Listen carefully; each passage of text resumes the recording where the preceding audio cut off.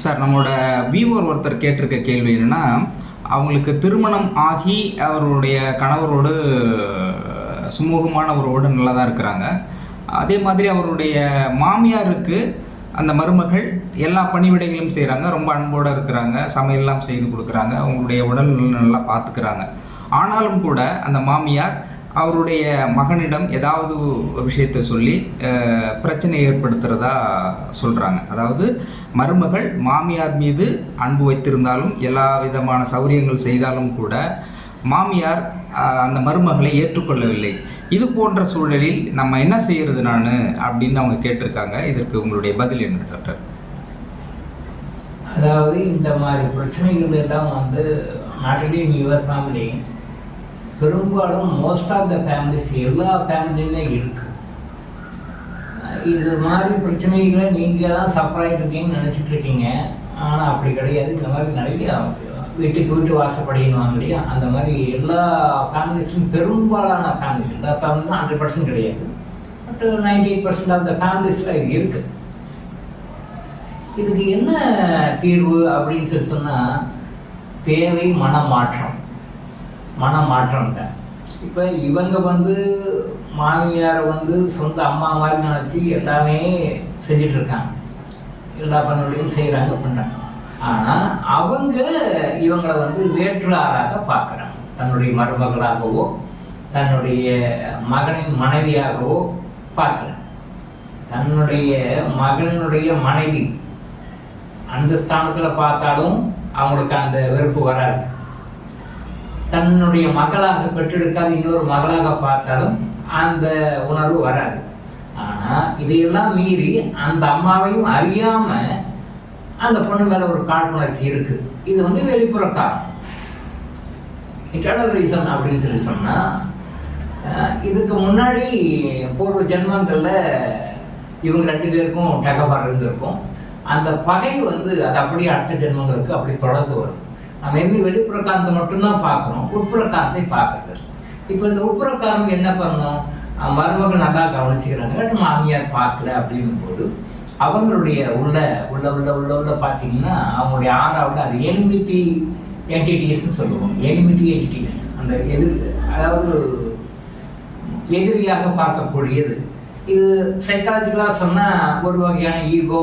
என்னுடைய மகனை இவ கைக்குள்ள போட்டு வச்சுருக்கா, என்னுடைய மகனை இவ நல்லா பயன்படுத்திக்கிறா, என்ன ஓரம் கட்டிட்டா, இந்த மாதிரி அந்த அம்மாவை உட்கார வச்சு நம்ம பேசணும்னு வச்சுங்க, கவுன்சிலிங்கில் உட்கார வச்சு பேசணும்னு வச்சுங்களேன், அந்த அம்மா கிட்ட நிறைய விஷயங்கள் வரும்.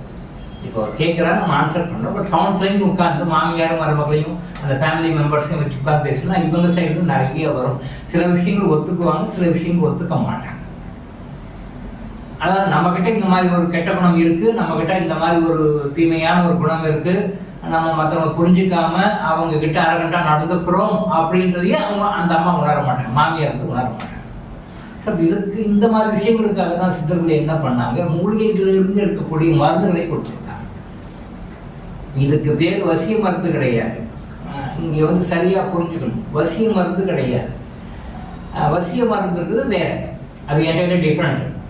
இப்போ நாம சொல்கிற சப்ஜெக்ட் அது இல்லை.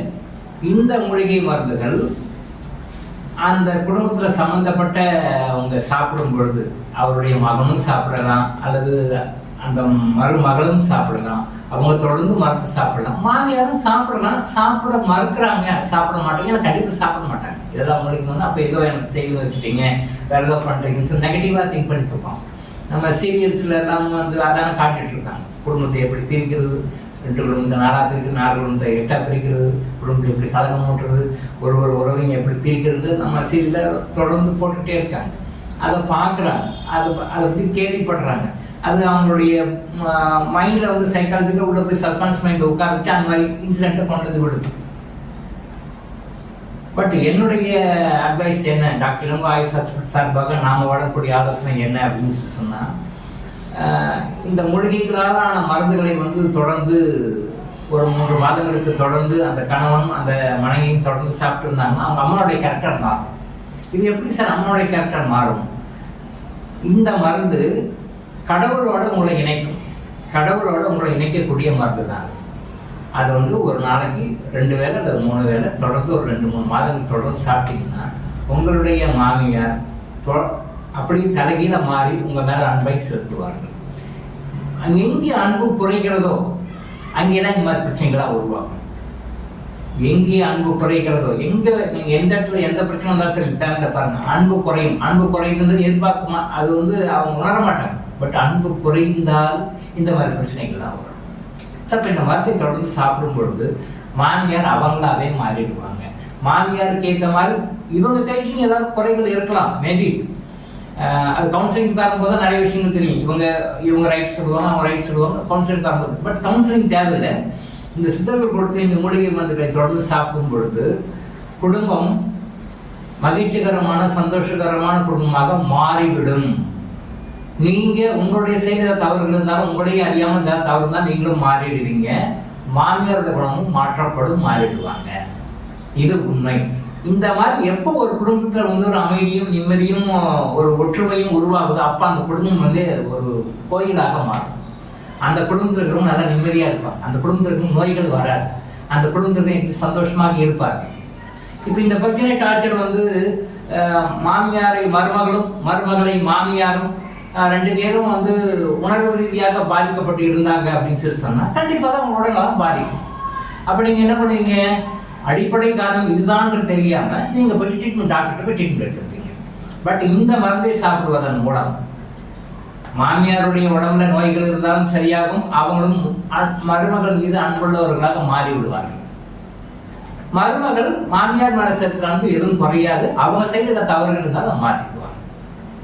ஸோ வாழ்க்கையில நம்ம ஃபேஸ் பண்ற எல்லா பிரச்சனைகளுக்குமே சித்தர்கள் தீர்வு சொல்லி இருக்கின்றார்கள். வாழ்க்கையினுடைய எல்லா வாக்ஸ் ஆஃப் லைஃப்லையும் அவங்க கையை வச்சிருக்காங்க. சித்தர்கள் தொடாத சப்ஜெக்டும் சித்தர்கள் வழிகாட்டாத விஷயங்களும் கிடையவே கிடையாது. ஸோ குடும்பத்தில் இருக்கிற பிரச்சனை, இந்த குடும்பத்தில் உங்களுக்கு மட்டும் இல்லை, நிறைய பேருக்கு இந்த பிரச்சனை இருக்கு. ஸோ இந்த மூலிகை மருந்துகளை நீங்கள் தொடர்ந்து டாக்டர் இளங்கோ ஆயுஷ் ஹாஸ்பிட்டல் மூலமாக நீங்கள் அதை வாங்கி அதை யூஸ் பண்ணி பயன்படுத்தினீங்க அப்படின்னு சொல்லி சொன்னால் விதின் 3 months கண்டிப்பாக உங்களுடைய குடும்ப சூழ்நிலை மாறி எல்லாருமே ஒருத்தர் மேலே ஒருத்தர் அன்பாக மாறி விடுவீர்கள். இந்த மாதிரி மாறணுன்றது தான் டாக்டர் இளங்கோ ஆயுஷ் ஹாஸ்பிட்டல் விருப்பம் கூட, சித்தர்கள் விருப்பம் கூட. ஸோ இந்த அறிவுரை உங்களுக்கு மட்டும் இல்லை, உலகம் முழுசும் இருக்க நிறைய பேருக்கு இது பயன்பாடாக இருக்கும். ஸோ இந்த மருந்துகளை பயன்படுத்தி எப்பொழுதும் ஆரோக்கியமான சந்தோஷமான நிம்மதியான வாழ்க்கை வாழ வாழ்த்துக்கிறோம். டாக்டர் இளங்கோ ஆயுஷ் ஹாஸ்பிட்டல் வழங்கும் விழிப்புணர்வு இது. தொடர்ந்து இது மாதிரி பல அவேர்னஸ் வீடியோக்களை பார்க்க நம்ம சேனலை சப்ஸ்கிரைப் பண்ணிட்டு பெல் பட்டனை ப்ரெஸ் பண்ணுங்க.